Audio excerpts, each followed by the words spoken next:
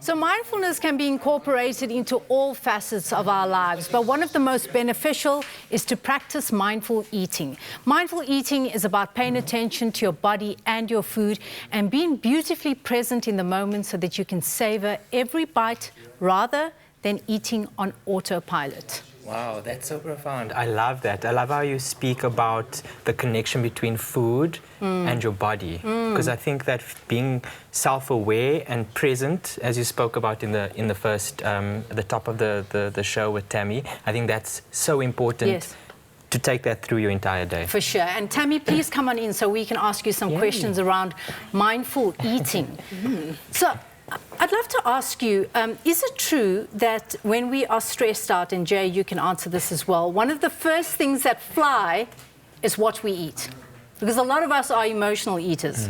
100%. I think it's the first thing that goes. We're just rushing through our day, trying to get through all the things that we need to do, and we're not just coming back down from that. Yeah. Do you eat mindfully? Honestly? Honestly, I don't want to say that I do it every day because that would be a lie. I try as much as I can, but some days I'm just right up here and I just cannot get back down. But other days I'm able to do it. Okay, you know what's so cool is that you are mindful about not being mindful. And when you have that, you are 3/4 way there, aren't you? 100%. Do you eat mindfully, Jay?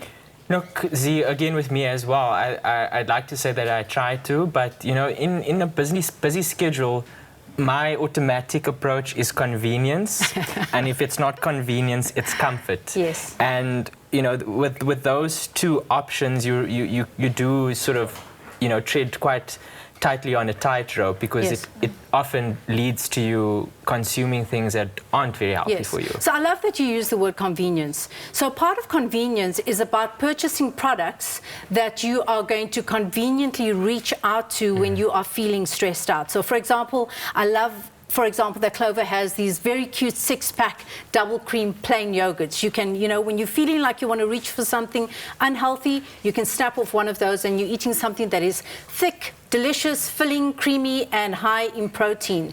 Do you do that, like when you are going through a really stressful period, or do you encourage your clients to do that, that you make sure that your fridge and your pantry is stocked with products that are going to benefit your mind at that time? 100%. I like to suggest the idea of reset Sundays. You know, and on Sundays you go out and intentionally buy the things that you think will be really helpful for your week and have them available, and do a bit of meal prep. Get yourself a little bit prepared, at least for Monday and Tuesday, while that rush is still happening. Yeah. So I have to share my first experience of mindfulness and mindful eating. I read the book by Eckhart Tolle called The Power of Now. Have you read The Power of Now? And in it, he speaks about the concept of mindfulness. And I remember eating a banana like after I'd read that book. And guys, I can safely say, I had never tasted what a banana tastes like before I found myself mindfully eating that banana. All of a sudden, I became aware of the vanilla flavor, the smoothness, the firmness, the ridges going down the banana. It was an incredibly beautiful experience, and I've enjoyed being mindful with my food. So one of the ways I am mindful is you spoke about taking a breath and a pause earlier on with Pali, is that you take a pause, don't you, before you eat? You agree, Tammy? I see you shaking your head. 100%. It's 3 opportunities throughout the day to pause. It's not just to rush through, it's to pause and come back down. How do we do that, though, when we are chaotic?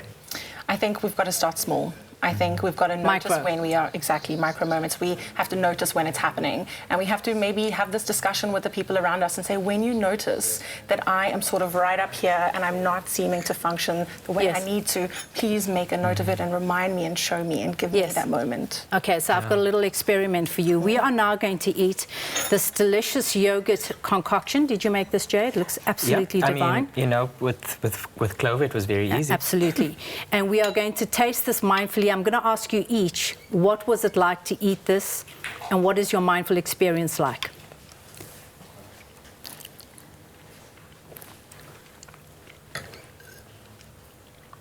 There's definitely a slowing down when you're eating mindfully. I can feel those little bursts in the berries. Your saliva glands are gushing. Gushing. Tammy's taking more time. Yeah, she's savoring every moment. Yeah. She wants more. Go again. Jay wants more. I want more. The creaminess of the yogurt is so delicious. It almost feels like comfort food, like mother's milk. Have you ever so seen yum. a strawberry under a microscope?